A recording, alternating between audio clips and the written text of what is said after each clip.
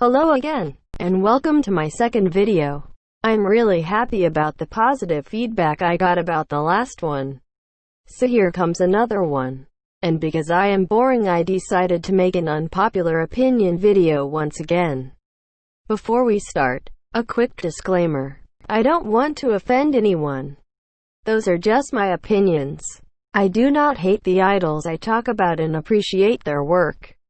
If you have a problem with negative opinions, please leave because you are going to hear a few of them. Again, it is not hate, just my opinion. Please enjoy the video. So let's begin. First, TXT is privileged. It is the same with one of the big three, or the big two companies. Does YG still counts as a big company? Who knows? Back to the topic. Everyone was expecting great things from the subsequent artists of BTS and the second boy group of Big Hit. There was a big, and I mean really big, fan base waiting for their debut, with a fancy music video and a good produced and choreographed song. Because that is what we also expect from SM, JYP and maybe YG. From the start, TXT had the eyes of the whole community laid upon them. So Big Hit naturally tried to produce a bop for them. But this does not mean that the boys do not deserve the hype they have. Their songs are actually really good. Besides Cat and Dog, but I will come back to this special one later. Crown was one of the best debut songs last year. And after their debut, the privileged image somehow shifted.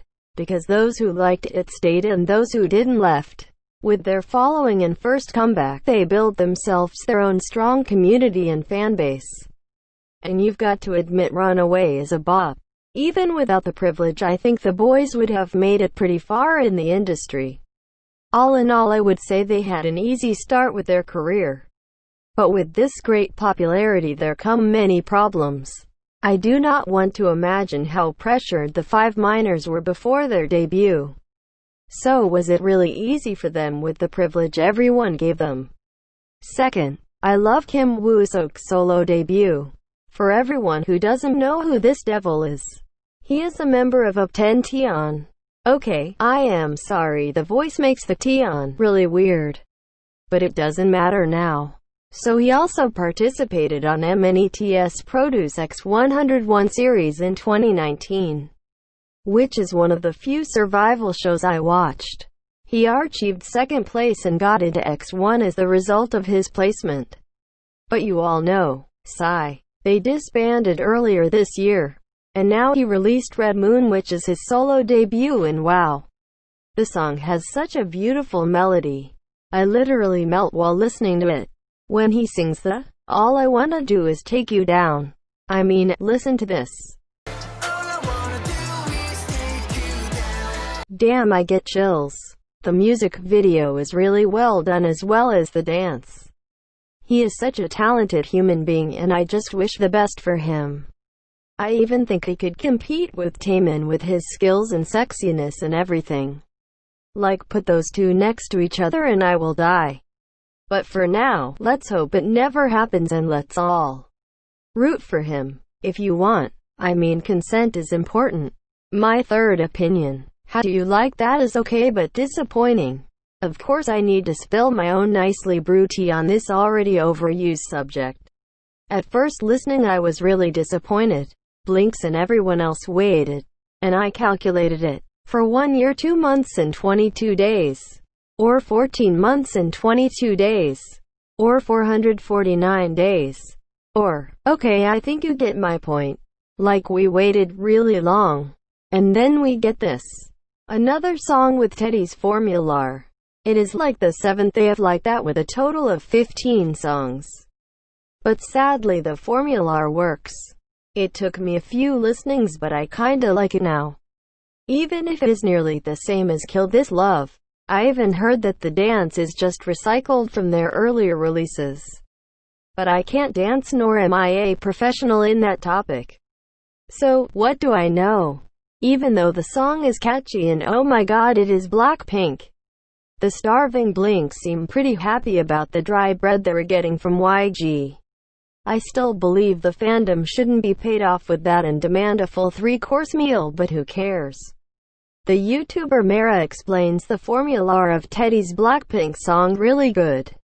If you wish to learn more about that, I have put the link to her video in the description. Fourth, I do not like the heavy auto-tune in K-pop. Nowadays many groups use the vocal effect and I think it is just annoying. I want to hear the real voice of the singer or rapper. This is the reason why I do not stan 80s, for example. In most of their songs like Pirate King or Say My Name they use heavy auto-tune. Sure, they have other songs too. And I even like Twilight or Answer. Plus the boys seem to be really nice, but I sadly do not stan groups without liking the majority of their music. Do you remember when I shortly mentioned TXT's Cat and Dog? And I said I will come back to it? Here we are now. This song is absolutely terrible. Who thought about it? I am mad. First the heavy autotune and then there are 5 minor boys telling me that they wanna be my pet. Thanks but no. Same goes with Can't You See Me. After the first refrain they use the effect really strong again. I am happy that it is just used for a short period of time. BTS does it too in their On album in most of their rap tracks. I am always so disappointed when it happens. Why can't they just show their talent without it? And yes, sometimes it is an element of art fitting in with the music and the song. And yes, again there is always the usage of auto-tune in music tracks to make the voices flawless. But the overuse of it nowadays is really annoying. Fifth, YG's marketing strategy with Blackpink is actually great. Okay, this is a long one, so grab some snacks and something to drink. I strongly believe that YG knows what he is doing with Blackpink and let's be honest, it is really brilliant. He debuted an anticipated 4-member girl group 7 years after the debut of 2NE1 with a bop Boombaya. The huge success of this song isn't just because of the music or lyrics but because of the concept.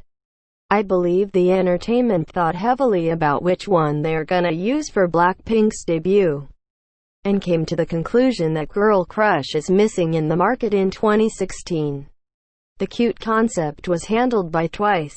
Red Velvet covered R&B and soul in 2016 with the Velvet album. Sister did the sexy concept. And with 4 Minutes last release of ARC-7 in January 2016 which included the song Hate and their following disbandment on June 13, 2016, there was a huge, newly fueled gap to fill in the market. People wanted the Girl Crush concept and on June 26, 2016 they got it. It was intelligent of YG Entertainment to look out for what is missing and desired in the industry. And like that, Boombaya was a natural success. So, they started to promote the girl heavily, with the outlook of making the girls popular and getting them a stable and decent fanbase. After winning on August 13, 2016 and September 11, 2016 in Inkigayo, the first win happening just 13 days after their debut on June 26, YG decided to fuel the hype even more. So, he released the single Square 2 with Playing with Fire and Stay on November 1, 2016. Just 3 months after the girls' debut. Both songs were also successful. In this time, they appeared on variety shows like Running Man or Weekly Idol. BP was a normal K-pop girl group with huge success and a huge fan base after only a few months. 2017 was for them too. They promoted constantly on variety shows, released As If It Is Your Last on June 22 and boom, this comeback had an amazing outcome. The MV had 10 million views after 17 hours and 100 million after just 46 days. On July 20, they held their first concert with 14,000 people. So, as you can see, 2016 and 2017, Blinks were fed well. But this time will end soon. After the concert, Blackpink released a Japanese version of their songs, and yeah, that was it. YG noticed early that Blinks eat everything they get. So why feed them a luxurious meal when dry bread is cheaper? And so, the time of BP disappearance started. They were just gone. Had a few commercials and yeah, that was it. I mean, they had their TV show too. I never watched it, but to be honest, the fans wanted music and not a half-heartedly show from what I have heard.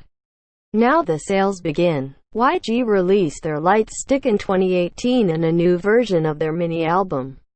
Like he released a package of everything in Ray, Blackpink. Time flies and it is June 2018 and Blinks are mad. The last new music they got was in June 2017. 1 year ago. So what do Blinks do in their free time when there is no new content? They rewatched everything BP did, and I mean everything. This made the group even more popular. More views draw the attention of more people. And because BP's content isn't bad and actually good, they become fans and buy their stuff and what else. All in YG's favor. But Blinks saw every other group getting 2 or 3 comebacks per year and demanded the same. And they got something, just not what they really wanted. Like they got Square Up with X4DDU. Here starts the actual thing YG waited for and I believe even planned. Because Blinks were starving and in need for new content, it became normal that everything BP touches is going to be successful. And naturally YG can scream, money, money, money, because of that. I mean, let us be honest, the mini-album was not that good. 3 of the 4 songs sounded repetitive, but like I said, Blinks eat every breadcrumb they get. And this circle goes on and on and on. Blinks are starving, not getting things, rewatching older content, producing views, drawing in new fans till they get new content. And then it really doesn't matter if the comeback, show or what else is good or not.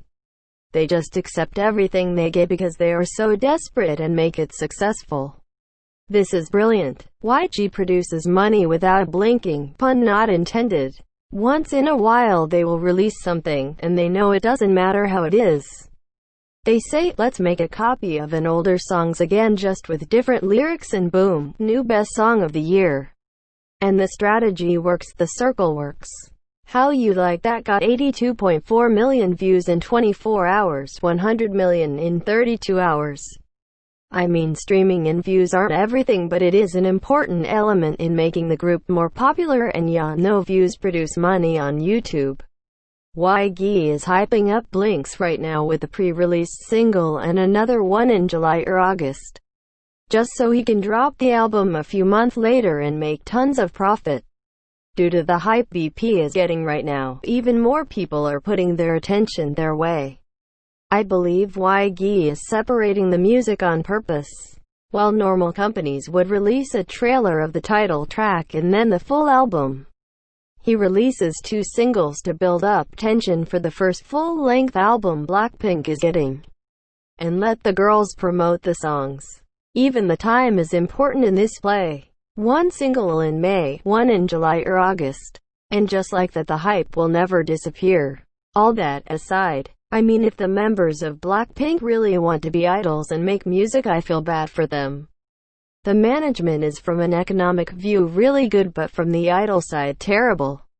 Same goes for their fans, but I really am fascinated with YG's management of the girls.